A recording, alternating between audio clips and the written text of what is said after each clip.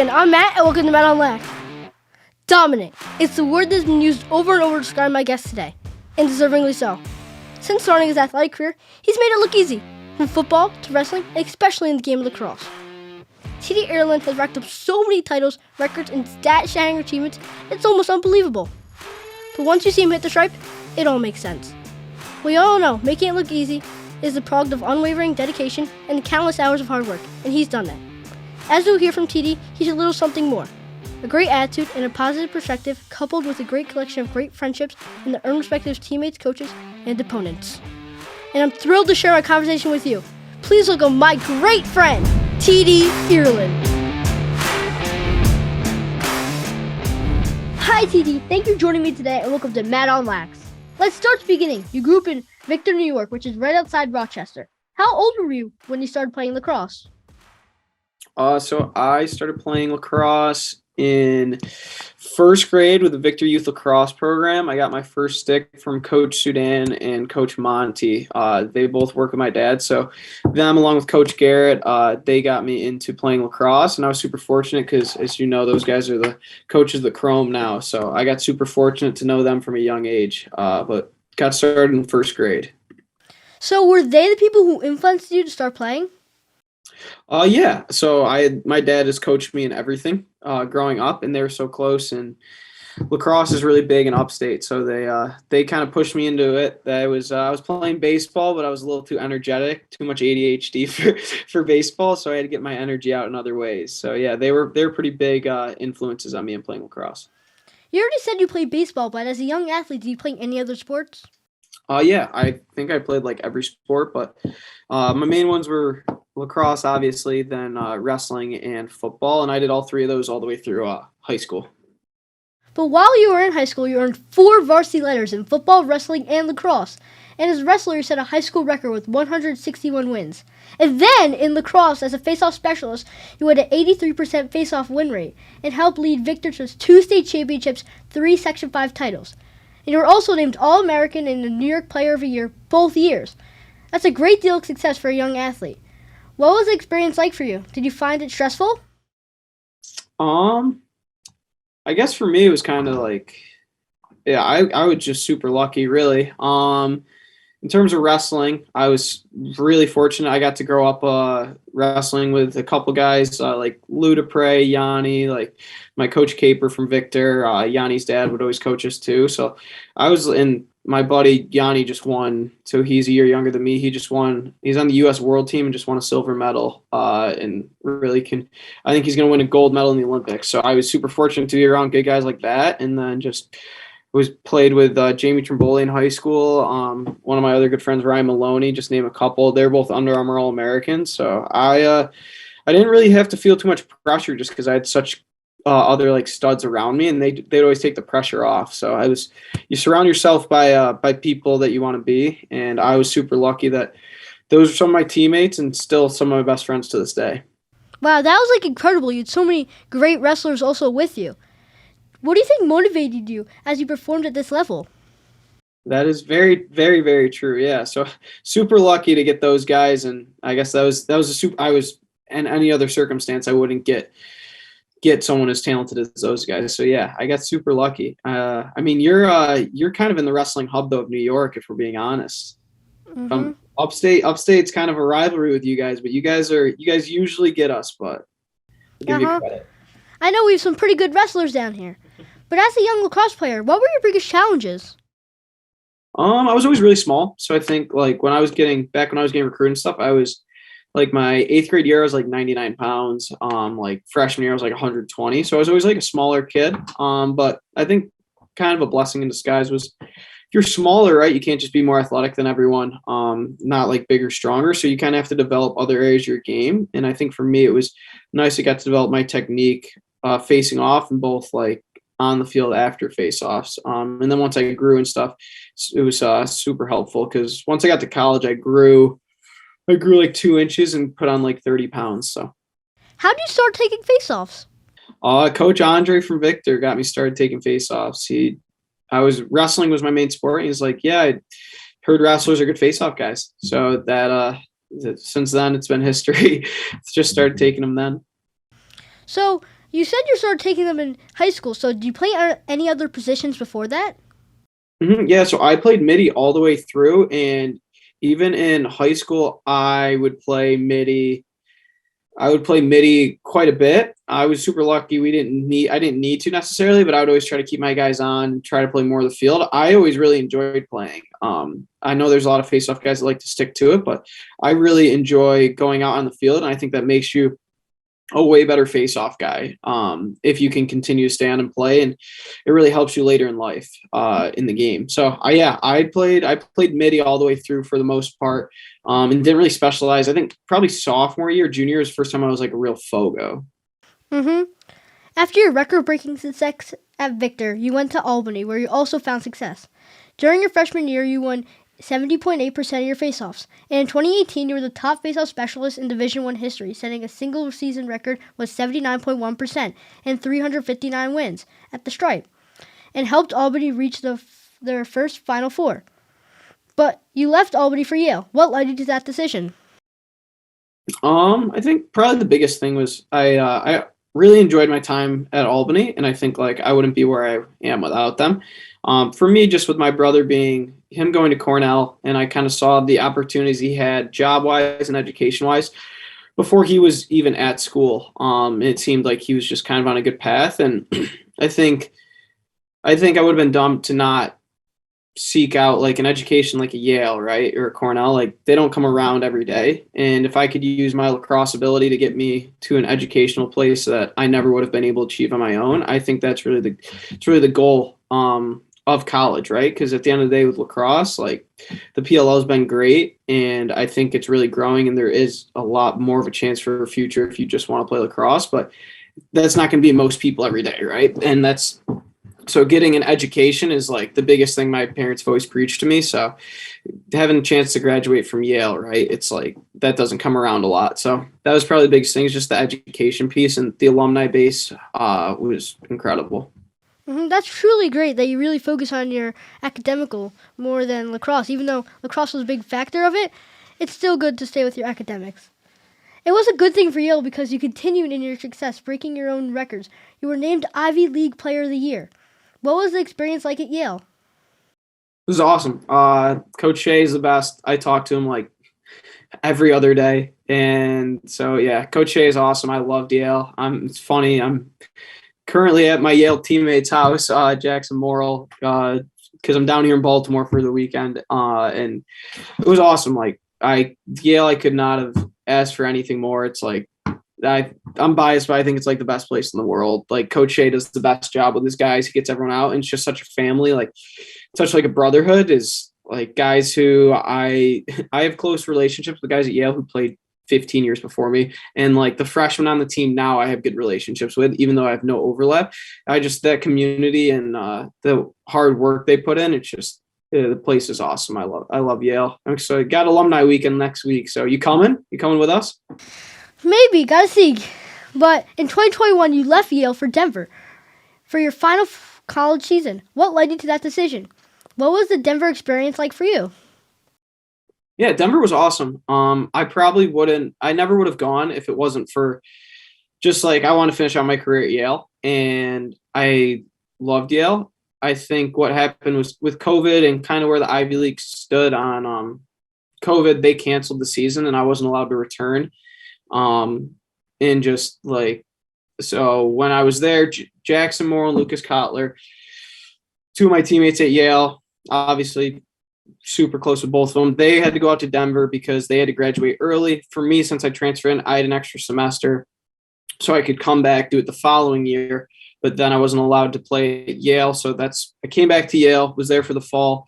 Season got canceled. So then I had to transfer out to Denver, got out there mid-year. And it was really kind of a no-brainer just to go out and do it with those guys. And I was super lucky to meet a lot of good people out there, but it was kind of tough. When you think, I was really excited to end it with Yale and those guys. But with them not letting us play, that was kind of forcing me to leave. But at the end of the day, Coach Tierney, he was super appreciative and understanding, like what he did, and allowing me to come out there and play with like middle of the year. Super, it was awesome. And Coach T, I have a really good relationship with, and he's for COVID and how strict the rules were, I couldn't ask for more of an experience there. I got to meet 60 new guys. I got a bunch of new friends.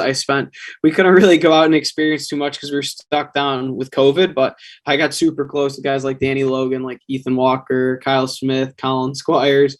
Like, those were basically like 4 new best friends that I make. And I talk with those guys like all the time now too. So from a relationship standpoint, it was awesome. Such a weird time with COVID, but was super fortunate Coach T let me play out at Denver.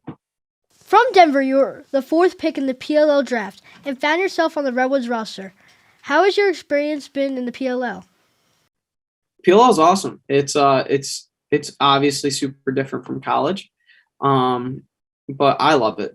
I was super lucky to be on the Redwoods. Like, they're the best. Coach Nat is awesome. Like, Toddy, Max, CC, they are, like, from a coaching staff perspective, like, they're awesome to me. Like, close with them as on the field as I am off the field. And yeah, I'm just super lucky. Guys like Kyle Harrison, Rob Pennell, like, those guys kind of paved the way, and like, those are like icons, and getting to play with the guys like them, like Apple, Cav.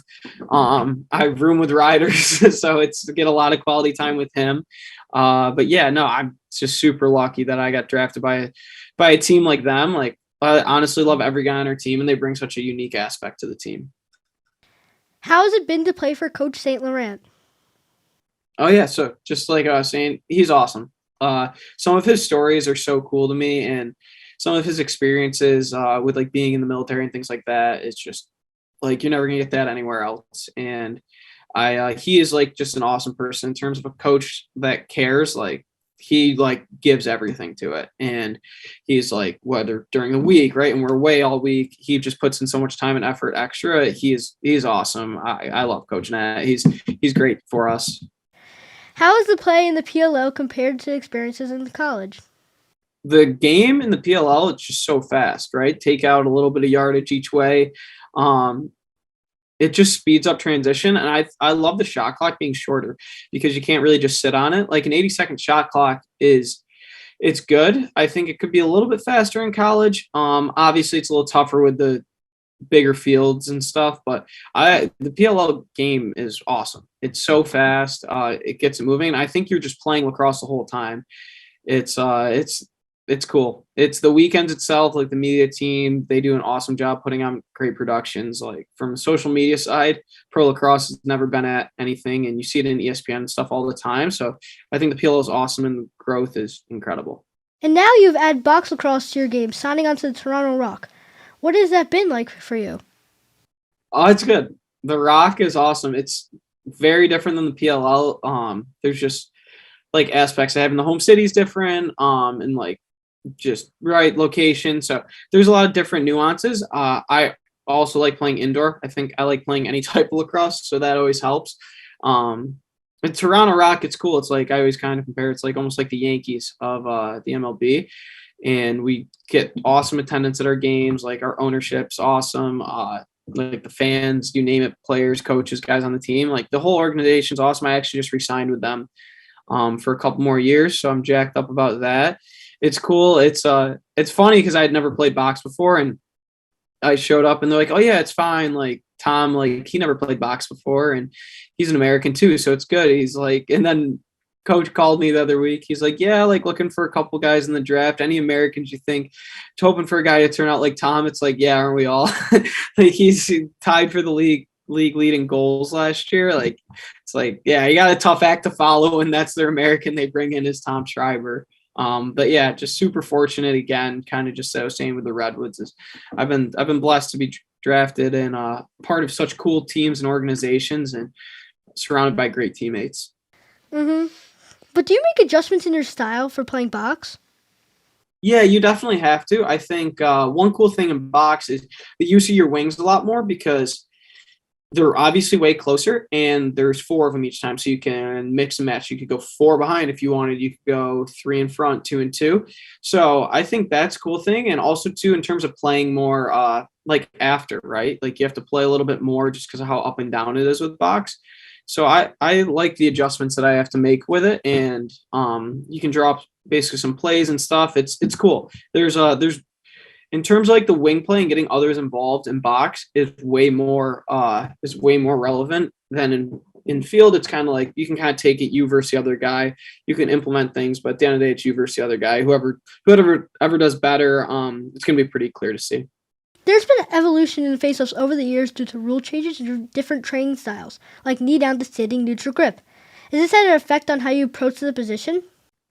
Definitely. I think there's a lot of different ways that people can be successful, and every person has things that they're good at. Every person has things they're bad at. I think stand-ups kind of showed me a couple things, tweaking knee down, right, things back and forth. So it's cool. I think stand-up's been awesome.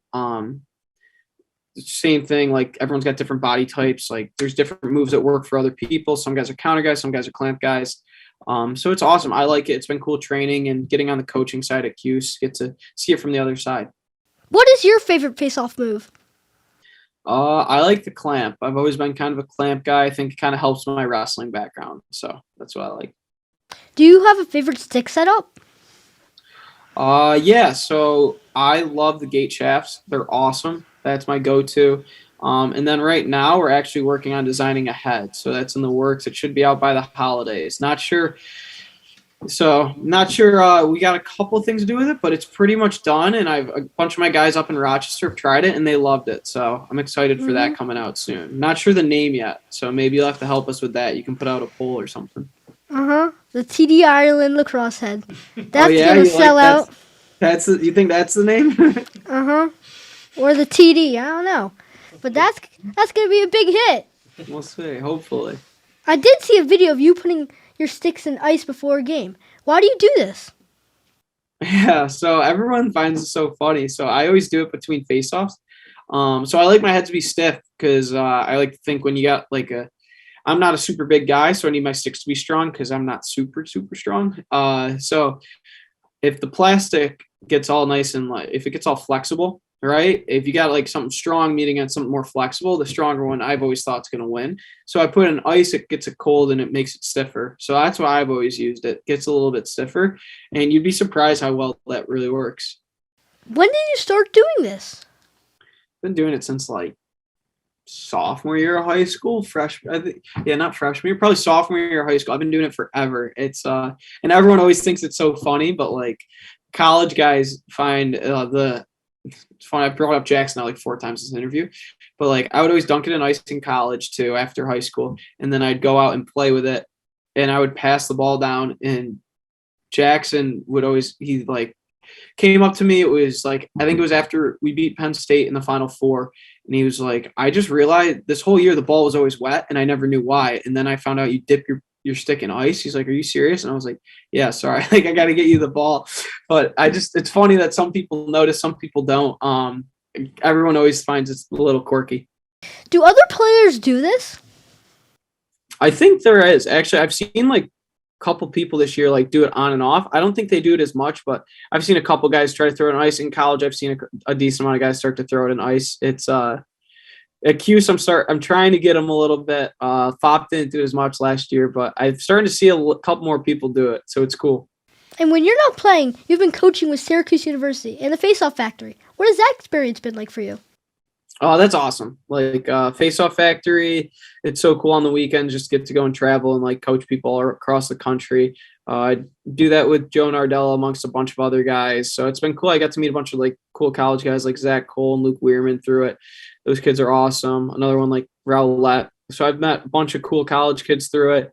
I got to work with like guys like Charlie Leonard and Gerard. So just really branching out, making more friends there. And I think that kind of just goes twofold with we were talking about earlier was different styles. Everyone's got a different style. You can learn a little bit more about everyone. And with Cuse, it's to coach with guys like Coach March, Petro, and Coach Gate, obviously. Like those are 3 legends. So just learning so much more about the game.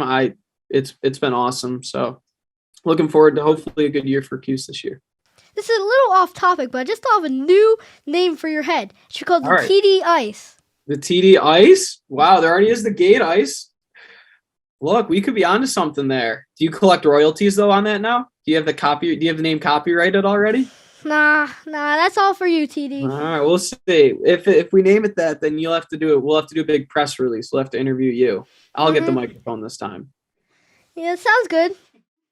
We were just talking about coaching. Do you enjoy being a coach? Yeah, coaching's awesome. I think it's awesome to find the balance of like helping these kids succeed and find their goals. And as much as like you want to tell them so much, a lot of it's just like getting out of their way, right? Kids can overthink everything. I've been in the spot, like I know what it's like to play the position, so I'm just trying. A lot of it is just show them a couple little things and stay out of their way. In your opinion, what makes a good coach? I think they listen to their players. One, um, they always have a solid end goal in mind, right? They have a reason why they're doing a process, but as much as you want the outcome, right, you gotta focus on the little steps. So if you go and you guys play a really good game but you lose, you guys got to take what you learned away from that, and it's not necessarily the worst thing as opposed to a game you win and you didn't get any better, right? So it's about the process as opposed to the outcome. And I think there's a reason why teams always, like you say, peak at the end, right? It's like a lot of those teams, like, yeah, they might be losing before, but they're getting better. Whereas teams, right, might get hot early in the year, but that's the best lacrosse they're playing all year. So you want to be playing your best lacrosse at the end of the year. And I think that's kind of a big thing I've learned. How do your coaches help you in your career on and off the field? I've been super fortunate, right? And I think coaches I've experienced throughout my whole time playing any sport, it's super easy when they care a lot about you off the field. Is like that they can pretty much tell you anything on the field. Like if I care about someone, right, I'm never going to tell anything just because I'm being mean to them, right? Like I do it for a purpose because I want them to be successful. So if you care, right, and you have a vested interest in them, like you're not going to do anything to lead them astray. So I think showing kids you care in them, and coaches have always done that, show they care in me. Like if they yell at you or anything like that, they're just trying to get the point across because they care as much about your success for you as you do. Many of our audience are up and coming athletes. What is the most important skill for a young player to develop or work on? That's a good question there. I think having a complete game, right? You don't want to isolate yourself into one role, especially I see a lot with face-off guys. Like you're like, yeah, you could say you're like a fogo, but like you gotta be well-rounded, right? And the only way to get well-rounded is to work at it. So like if you and it could be anything, right? If you're not super strong, like you gotta like get stronger. And there's ways to do that, like lifting. If you gotta get faster, there's ways to do that, agility training. And I think that really is like it's like you got to be well-rounded no matter what you do. And I think people are so talented now and lacrosse is growing so fast, like people that are really one-dimensional, I feel like there's not too much of a space for them anymore. Like some athletes, like they really just focus on one aspect of the game, even though there's so many aspects. Even if you lose the face-off, you should practice maybe your defense after losing the face-off, or how you have to recover after that. And some people even forget to work on ground balls. So it's like you have to focus on more than just the face-off. Tell me about it. Ground balls, we work on it every day. It's the most important stat in the game other than goals. Mm-hmm. Many young athletes struggle with self-confidence. How and when did you develop your confidence as a player? This is definitely something I struggled with for a while. I think probably come kind of like twofold is like I'm super nervous throughout game weeks, right? And if I'm not, I usually play bad. But if I'm nervous like throughout the game week, like I know I'm nervous and I care enough that I'm going to prepare for the game. But when like you get out there, I see a lot of people like they're really afraid and nervous games, and I get nervous before games. Everyone does. It's like a natural opinion. But like you can't view it as like this end all be all like lacrosse everything. It's like no matter what happens at the end of the day is like the sun comes up tomorrow, like your family loves you, is there for you. It's like you're not out in life or death situations, right? So you gotta keep that perspective. And I think that's the biggest thing where my confidence came from. And I think just like if for me, right, I know preparing and like what I need to do best. It's like if I'm prepared and I'm out there and I know everything that's going to happen, I get a good chance at it. And like for me, if I'm visualizing and playing it through my head, if I've seen it once or twice, and when you see it in the game, you're going to react better to it. So just like prepared is like if I'm prepared, I'm confident. How important is the mental game in the development of a young athlete? super important, right? And I think this is a big thing with coaches is a lot of coaches are yellers and screamers, but you got to show them you care. And you're at the end of the day, right? You're there for for kids' growth and development. You're not there to, it's not your journey, right? And parents, same thing. It's right. It's not your journey. It's your kid's journey. So you're there to help them and be a guide. You're not there to get in the way and be an extra roadblock that they got to jump, because there's plenty of them as there is already. What do you know about lacrosse now that you wish you knew when you were younger? I wish I knew how to shoot. I still wish I knew how to shoot. So if you have any tips for shooting, let me know, because I would really like them. But yeah, I think probably just like off the field is like lacrosse is such a small world, and the things that can take you there. It's like whether you're the best player or the worst player, like it doesn't really matter. People are so open and accepting. So it's a small community, and it's a pretty cool community. I think that's one thing is you realize that when it's older instead of being when it's like everyone pretty much has a mutual connection. Talking about shooting, I am 12, but I do got a nice shot, TD. Let's go. Maybe I should get some lessons. You have an expensive rate? I don't know yet. We got to figure that one out. All right, we'll negotiate. Maybe we'll do some negotiating for lessons and the head naming rights. Mm-hmm. What motivates you today as you continue to play? Just the sport is awesome, right? And I'm super lucky where I get to play lacrosse pretty much year round and compete for championships, right? Like I've always been super competitive. I think most males are, most guys are, most people are in general. So just a chance to compete. A lot of people don't get to do it, and there's a lot of people that would like to be doing it still. So I think I'm just super lucky, and I just really enjoy the game. Yeah, that's really the best part about the game, competing. TD, we have a video question sent in from a young fan. Here's James. Hi TD, I'm James, and I know back in high school you were a wrestler. Do you think being a wrestler helped you with your face-offs now? And do you miss wrestling? What's up, James? I like that. Yeah, wrestling is awesome. Wrestling is yes, face-offs, but also like I think just like every sport. Wrestling is the hardest sport I've ever done. I think it teaches you such good teaches you to be mentally tough, right? And it's a big skill, like just accepting when you lose in wrestling, it's like it's on you, right? You can't point the finger, can't blame, which I see a lot of people do, and it's I mean, it really just comes back on yourself. So wrestling's awesome. I definitely miss it. I didn't miss the weight cutting as much, but like you don't even. I feel like it's so safe now. They don't even really let too many people do it. At the high school level, it's an awesome sport. I keep in touch with my coaches all the time, and I kind of still live vicariously through my buddy Yanni and Louie and all those guys that still wrestle. So I got lucky. I got a couple guys that are still living my dream out for me in wrestling aspect. But yeah, that's a great question. I would highly recommend wrestling. It's an awesome sport. Do you enjoy any hobbies outside lacrosse? Sounds like weird. I feel like sports is just like my life. Love fantasy football. I think everyone does. It's like a real hobby to me. Um, I like chess. I'm big into movies. I love the Marvel movies, and I mean, just relaxing is always a good thing. Like I love music, like anyone. But I mean, I'm super fortunate. I love what I do playing lacrosse. But do you have any fantasy football teams?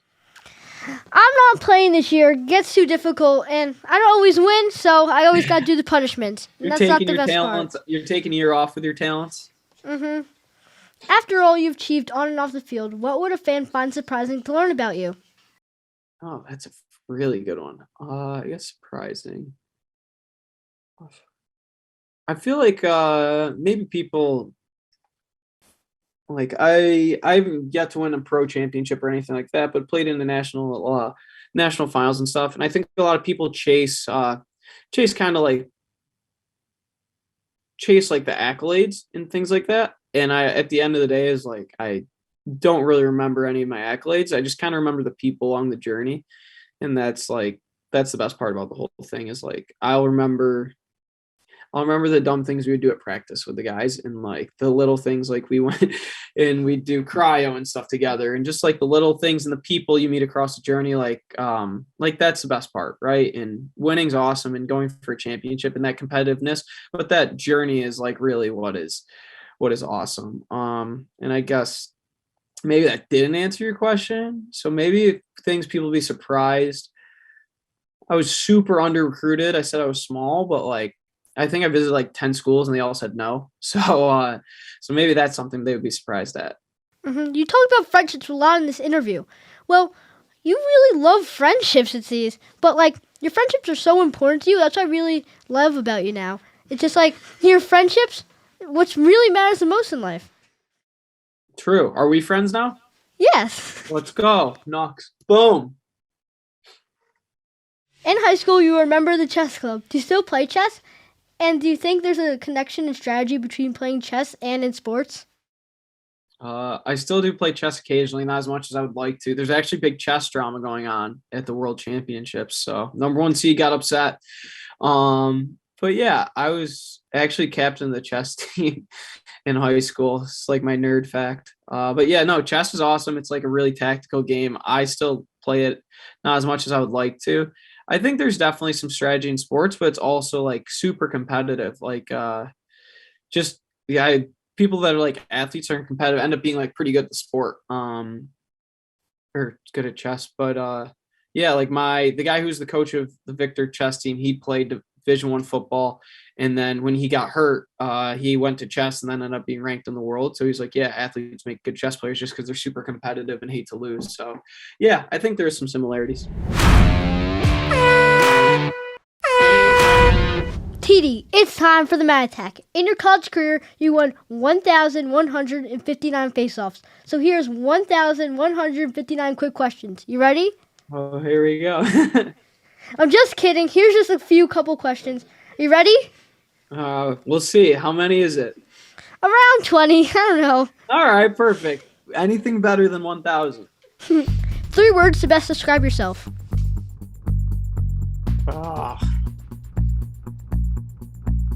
Outgoing,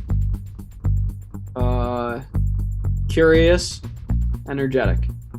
Best thing about growing up in outside Rochester. Growing up in God's country. It's the best place ever. Have you ever had Nick Tahoe's garbage plate? Yes, the Nick Tahoe's is awesome. If you want some new spots, there's Hungry's and Fairport Hots. Those places are awesome. What do you put on it? So you get mac salad, home fries, hot sauce that's a meat sauce, onions, ketchup, and then cheeseburgers, hot dogs.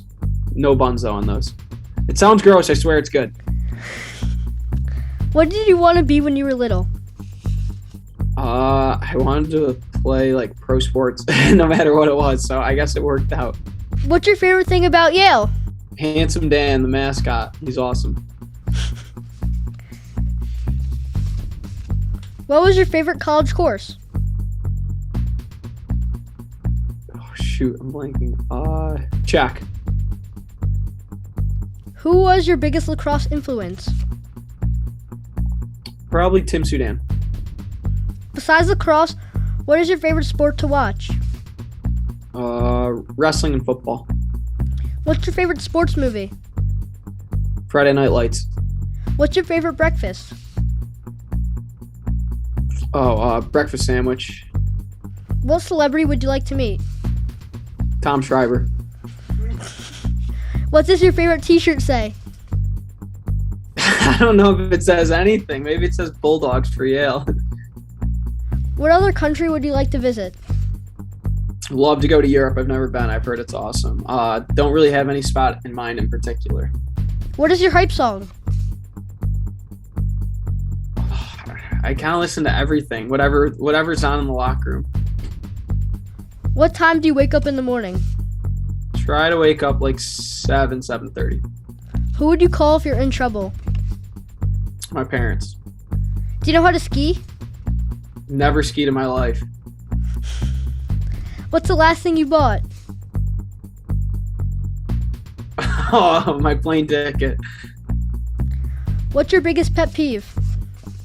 Oh, I got so many of these. I think it's because I was just on a plane, when the plane lands and everyone stands up. It's like you're just behind me. Like we all are going to the same spot, unless you got to get a connection, which I know there's not every single time. Everyone doesn't need to get a connection. So standing up on airplanes up there. Second one is, it's probably because my mom would always do it when we were at restaurants. But like we'd go and like it gets to the point like you're young, so they help you out, but then it doesn't grow old. And you just be like, you tell the waiter or waitress what you want, and my mom would be like, "Oh, do you guys have like a double bacon cheeseburger or something like that?" And I'd be like, "Mom, I know they have a double bacon cheeseburger. It's on the menu right there." Like, I just read it off. I know they have it. That's why I asked for it. So that's a big pet peeve when someone when like a parent orders for me or something and they try to do that. And finally, work hard or play hard? Both. Looks like we have a turnover. Do you have a question for me? I do. So we addressed it a little bit, but it's going into, you talked about box and we have teammates. So I want to know, who is your favorite American that plays on the Toronto Rock that graduated within the last 3 years? I think I'm going to have to go with TD Ierlan. All right, perfect. So it's not Tom Schreiber? Sorry to say, Tom. It's All right. TD. Good. Let him know. Perfect. Yeah, that was my question. Next question. All right, who's your favorite team and why is it the Redwoods? Well, I'm sorry to tell you, TD. My favorite team is not the Redwoods. Just breaking my heart. It's the Archers, but with Redwoods close second, right there. The Archers, my favorite player on the Archers, you got to go to Grant Ament. And then your favorite player of all time, Tom Schreiber. I like Grant a lot. Fun fact, me and Grant have been playing summer lacrosse against each other now for years. So we've played against each other forever. And he's beat me like 3 straight times now, so it kind of stinks. Mm-hmm. Yeah. That stinks, losing 3 straight times. You know, I've never beaten the Archers in the PLL. I'm 0-3 against them. Really? Yep, 0-3. It's okay. Maybe Sorry. luck next time. Good luck next time. Yeah, it seems like you don't mean it now that that's your favorite team. But before you leave us today, I have 2 final questions. What is the best advice you've ever received as a player, and who gave it to you? I don't know if it was ever like specifically said to me, but I think honestly, just like Coach Andre in high school, he basically I don't know if he came out and like verbatim quoted this, but he was just like, everyone has a role on your team, and if you embrace the role on your team, you'll find a spot on the field and you'll help us win. And like that's kind of like how he ran the program. Is like, yeah, not everyone's gonna score 100 goals, but like you don't need 500 goal scorers. Like you need a guy who's good at passing. You need a good D-midi, right? Like D-midis, I think, are so important and like underrated. Like I think if you look at any good team, they always have good D-midis. What advice would you give to a young player as they continue to play the sport?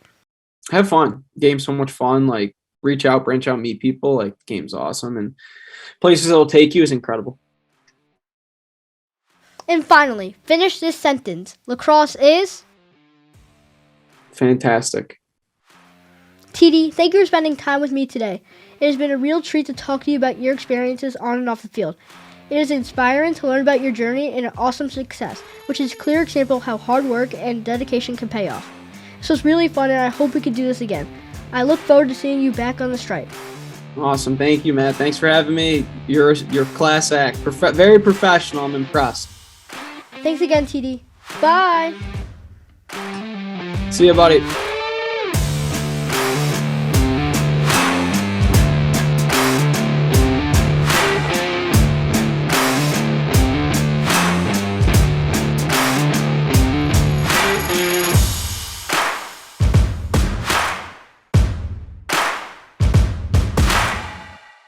Hey, it's Matt. Go check out my website at mattonlax.com.